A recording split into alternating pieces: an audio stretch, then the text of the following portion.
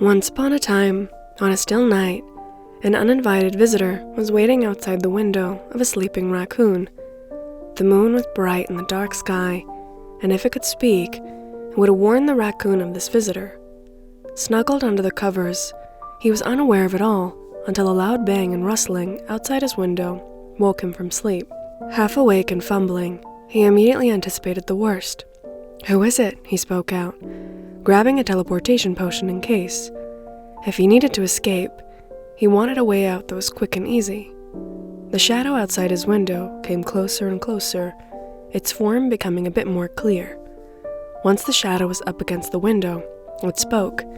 "Hey neighbor, you got some extra flour?" The voice belonged to his neighbor, Betsy the chicken. She lived in the pink cottage on the other side of the street. Realizing he wasn't in any danger, he pulled the curtain back and replied, "Betsy, you scared me." He could see now that Betsy was wearing an apron, covered in splotches of frosting, flour, and jam. Betsy was a bit of a night bird, and a little too fond of midnight baking to ease her nerves. The raccoon invited her into the dining room of his house to sit for a bit, as he grabbed some flour. A sensitive gal, she placed an adorable strawberry cake on the table apologetically. It looked delicious, with pink frosting and a couple of strawberries gently placed on top. He paused for a second and looked at her face. She seemed a little preoccupied with something, and he wondered if the flour was just an excuse. "Want to talk? I can heat the samovar up, and we can have tea and some of your lovely cake. No pressure," he said. Her eyes lit up, and she proceeded to cut him a big slice, and so they began to talk about all sorts of things that were on their minds. Betsy spoke first, as she sighed and said, "My entire week has just been so unpleasant. On Monday, I made a silly mistake and mixed up the sugar and salt to make our shop's famous coconut cream cake. Usually, I would never make mistakes like this, so I was baffled. I'm so glad we found it early, before a customer tried it. We only found out because the owner's granddaughter tried a slice without permission. And on Wednesday, my favorite sweater ripped. You know, the one with the blue stripes.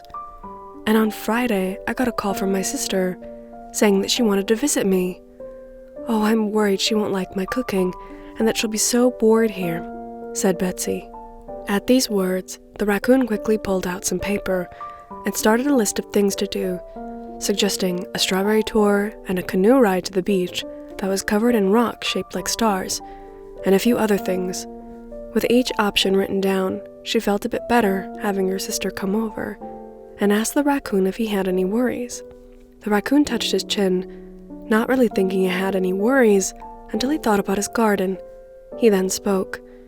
"You see, Betsy, I'm trying to grow a fruit that is a hybrid of a blackberry and an apricot. I think it would have the nicest sour flavor, but I'm not sure if it will even happen. And recently, I found some slugs in my garden, which wouldn't be too bad, but there's too many of them. They keep munching on all of my blue roses. I'm going to have to hire a slug extractor or figure out a way to keep my roses safe. And I tried to make a bookshelf from scratch last week, but that was a frustrating project." Betsy laughed at his words.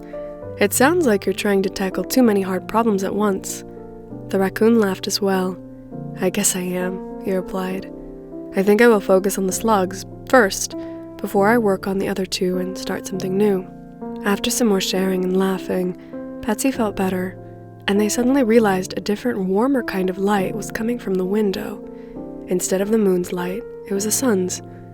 It was a common thing for their conversations to last for hours, but it had never happened at night before.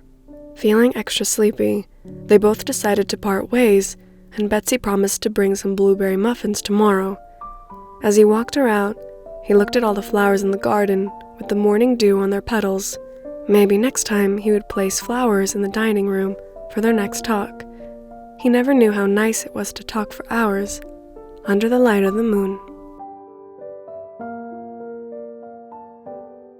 And a special thanks to my Raccoon Snacks patrons, Anna Gaylord, Aglay, Kim Meyer, and S. Marie Carlson. Thank you so much.